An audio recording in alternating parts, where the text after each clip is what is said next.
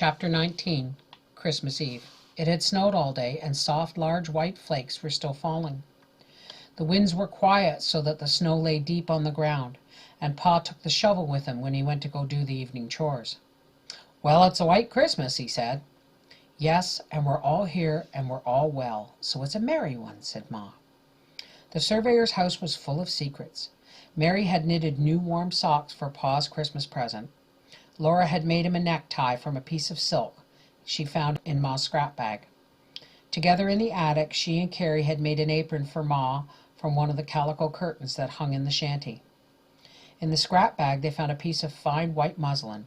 Laura had cut a small square from it, and secretly Mary had hemmed the square with her fine stitches and made a handkerchief for Ma.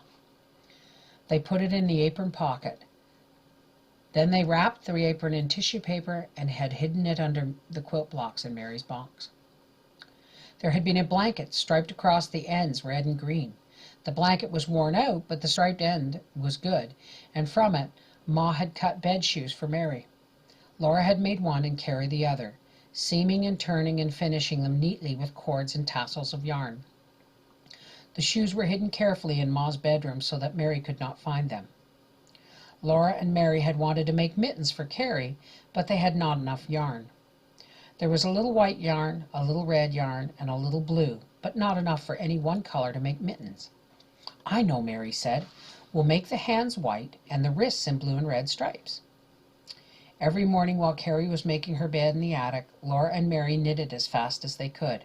When they heard her coming downstairs, they hid the mittens in Mary's knitting basket. The mittens were there now, finished.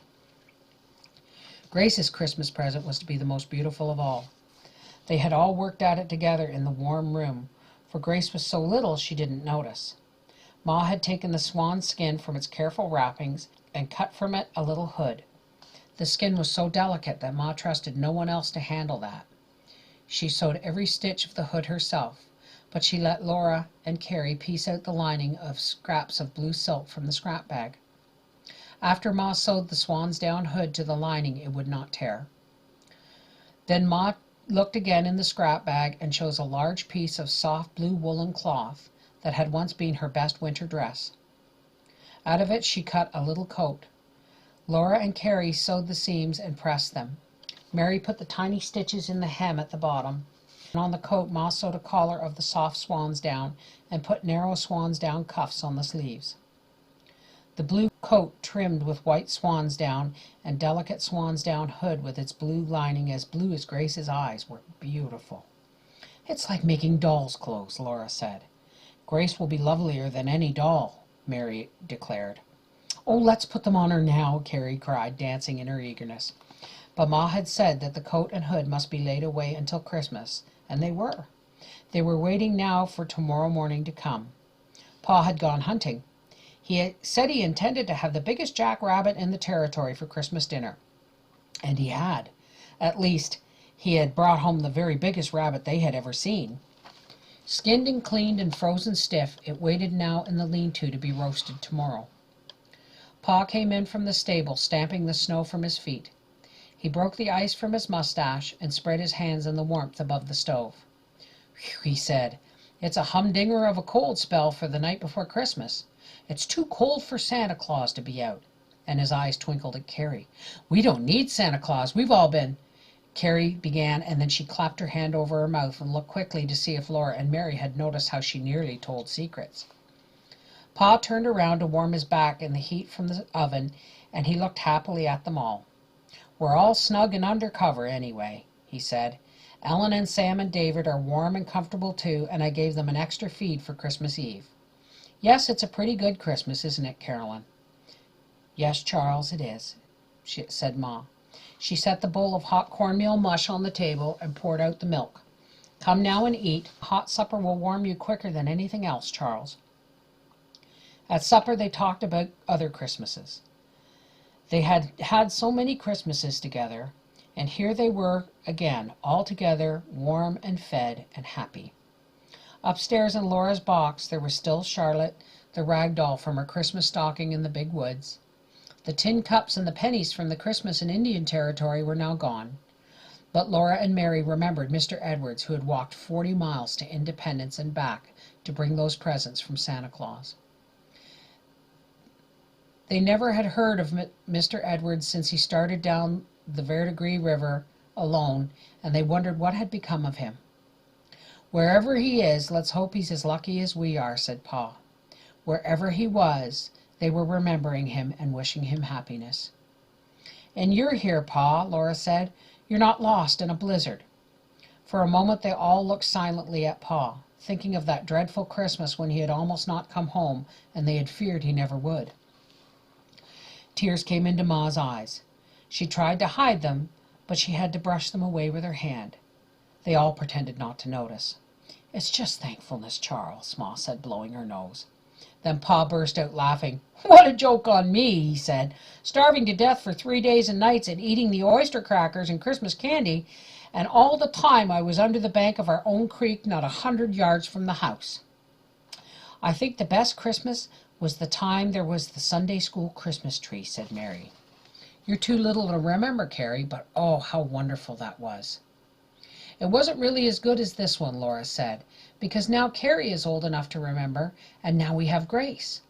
There was Carrie, the wolf didn't hurt her, and there on Ma's lap was the littlest sister Grace, with her hair the color of sunshine and eyes as blue as violets.